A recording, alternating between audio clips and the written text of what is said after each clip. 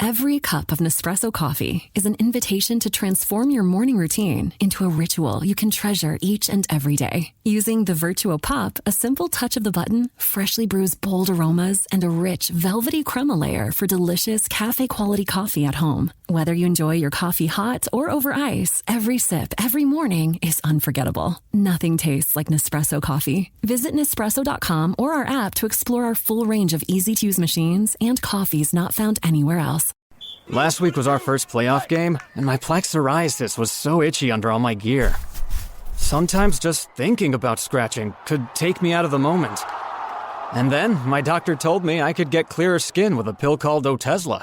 Otezla apremilast is a prescription medicine used to treat adult patients with plaque psoriasis for whom phototherapy or systemic therapy is appropriate. Otezla can help you get clearer skin after just 4 months. Okay, ready for the next game. Talking to my doctor about a pill was a total game changer. Don't use Otezla if you're allergic to it. Get medical help right away if you have trouble breathing or swallowing, swelling of the face, lips, tongue, throat, or arms. Severe diarrhea, nausea or vomiting, depression, suicidal thoughts, or weight loss can happen. Tell your doctor if any of these occur and if you have a history of depression or suicidal thoughts.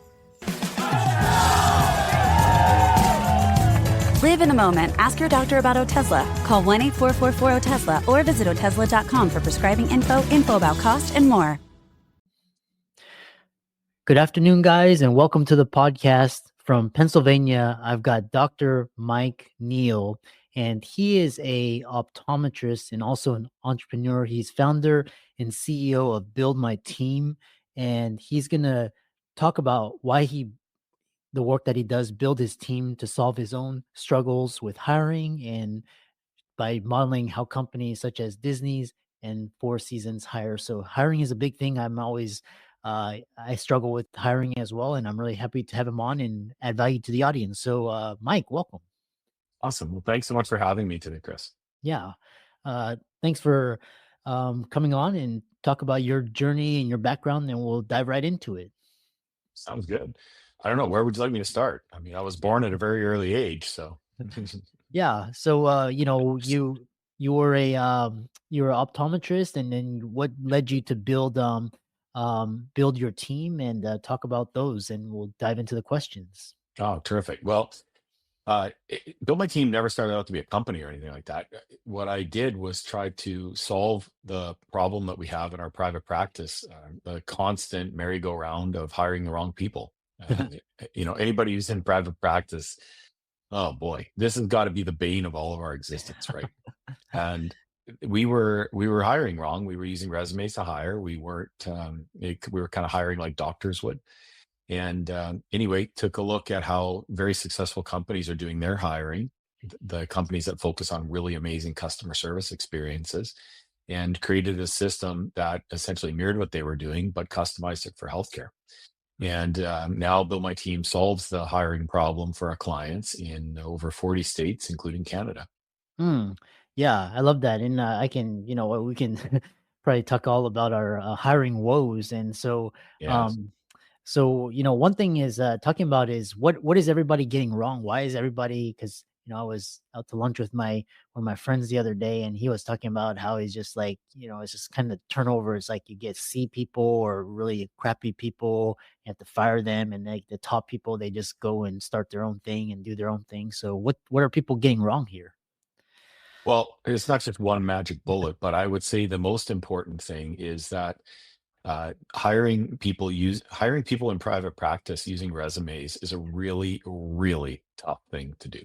The reason being, resumes don't tell you what they're good at. They just give you a work history that most of the time is full of crap anyway.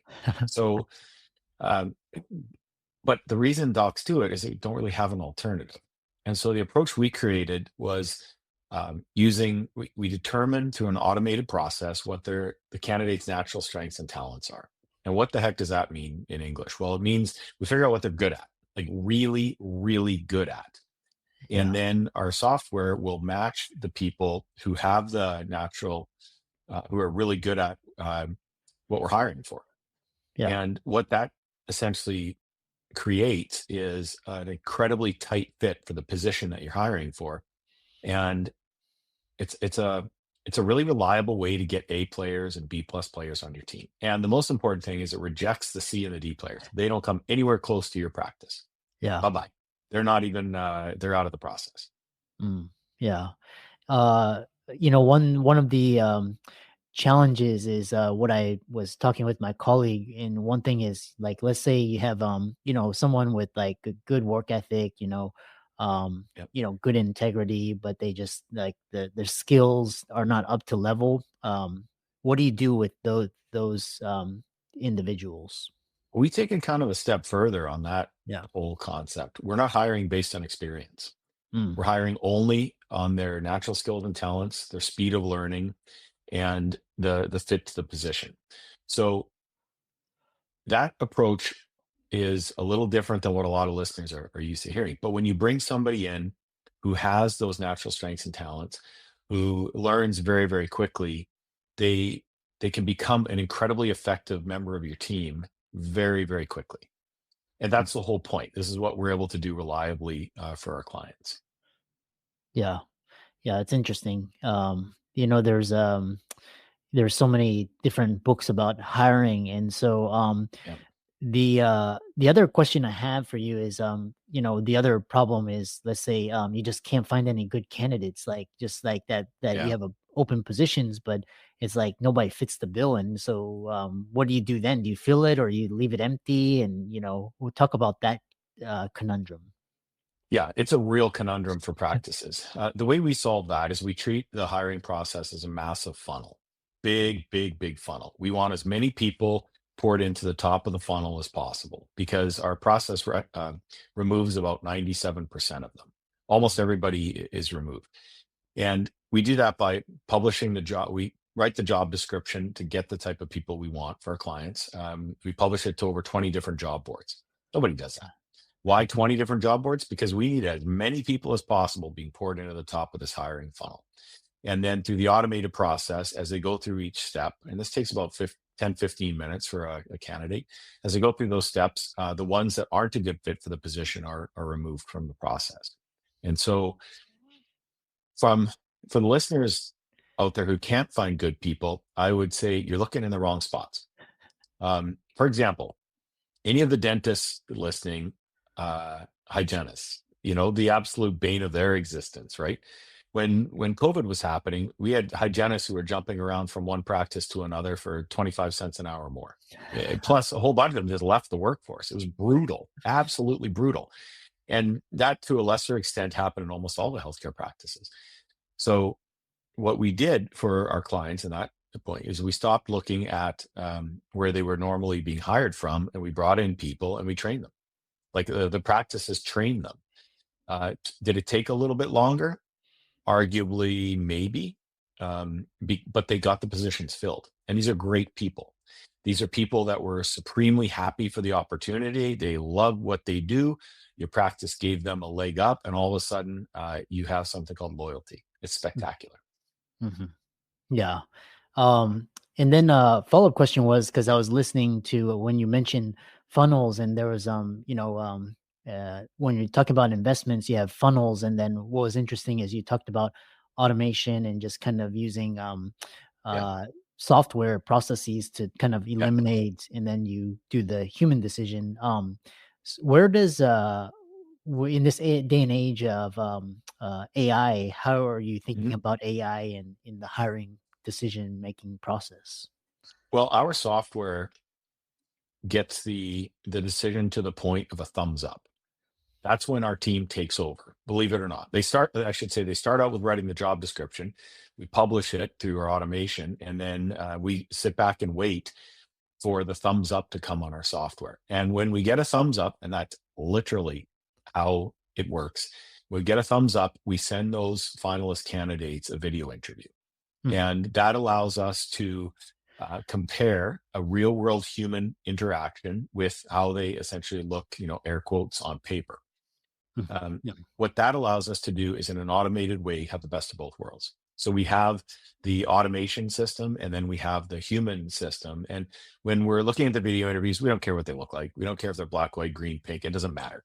What we only care about is how they're going to represent your practice or your small business. Mhm. This isn't limited to practices. It could be like front desk people, secretarial people, clerical people, any of those types of positions. That's Yeah. what we do best. Okay. And with because the AI now is really good at doing Mhm. these kind of clerical, um, very routine, systematic tasks. Do you Mhm. see AI, you implementing AI software in place of assistants or secretaries or those types of positions? For some, there's some benefit, but not so much replacing, but as an aid to the team member. The Mhm. thing is with healthcare, it's an in-person business. I mean, we provide a service, and almost there are some exceptions to this, of course. Counseling, mental health, those folks are doing great over Zoom, etc. But for like eye care, for dentists, you're not going to go to a virtual dentist anytime soon. Like, how's that going to work, right? Mhm. Um, Eye care, you need the same thing. Your eyes hurting, it's about to fall out of your head. You're not going to hop on a Zoom. Like, you need a microscope. You need 40 times Zoom power sometimes. You see what I mean? So the from the administrative standpoint, people are walking in the front doors to these practices. Do they want to look at a kiosk? I don't know. Do they want to have a friendly smiling face, say hi, how you doing, Mr. Jones, Mrs. Jones? Yes, they do. That's the type of solution that we can provide, is a terrific team member sitting right in your office that can't wait to be there. Yeah. Yeah, it was interesting because I was in Quest Diagnostics where they draw Mhm. labs, and basically there's you go into this empty room, and you just have to. Yeah. It's very complicated, and you have to, and it's basically a kiosk to sign in and Yep. register. But if you don't know how to do that, you're SOL. So, Right. um, Yeah, you um, just stand there in perpetuity until, I don't know, somebody from the waiting room comes over to help you. yeah, yeah.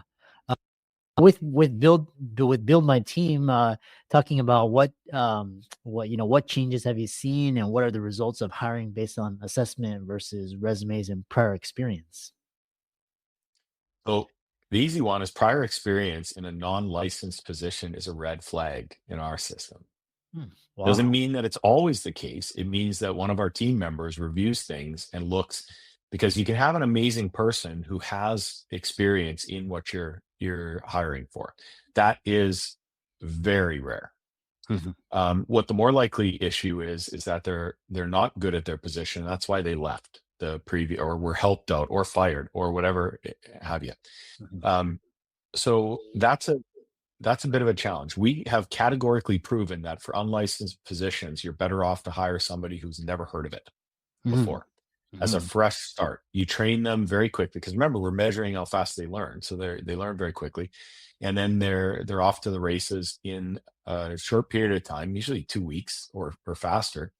But compare that to somebody with experience. Well, okay, Susie or Jimmy or whomever it is, I know you did it this way or that way at Dr. Jones's practice. We don't do it like that.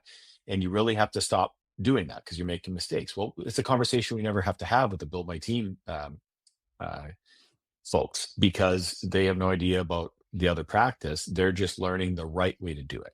You mhm, don't have to undo bad habits in that model. It takes a little bit of getting used to, but once you get people who can learn that quickly, you don't go back. mhm. So that's a specific answer to that part of the question. What else did you ask me that I forgot about already? Oh, well, a follow-up is, if we have doctors and clinicians, lawyers, dentists listening to this and like, yeah, I want to check out, build my team. And so walk us through the process. Like, what do you do? How much does it cost, etc.? Mhm. Okay. So very easy. You go to buildmyteam.com. At the top of the page, there's schedule a consult. We like to have a phone discussion with folks for a couple reasons. One, we have to learn all about your practice. We need to learn what positions you're hiring for. And a lot of times docs want to hire somebody to do 5, 6, 10 things. It doesn't work like that anymore. But we do want somebody who's going to be outstanding at your primary requirement, and also be able to do the secondary and tertiary when it gets a little slow. So, there's always downtime in healthcare. So that's number one. Then we write the job description for the the practice. We publish it to those 20 different job boards, and then we wait for the candidates to come in. It doesn't take long. The candidates will apply in the middle of the night. They'll apply all like on weekends. It gives your practice a colossal advantage over practices that don't have this system.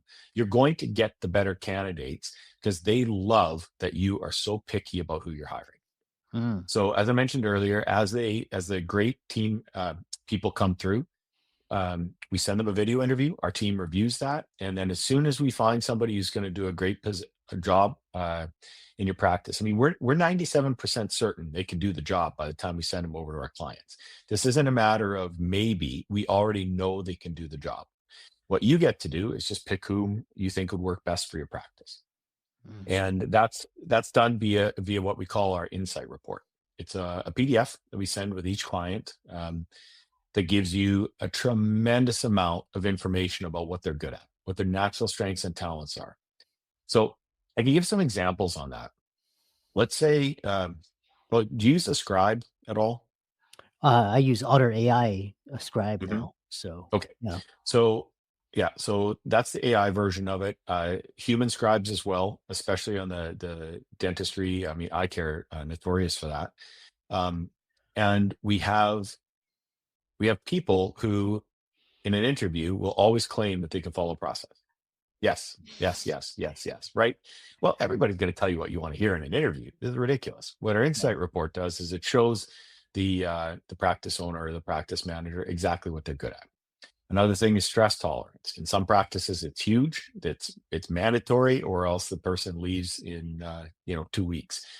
With our approach, we measure all that stuff. We have oodles and oodles of these measurements about the candidates, and that's what makes the fit so tight. That's why they stay so much longer.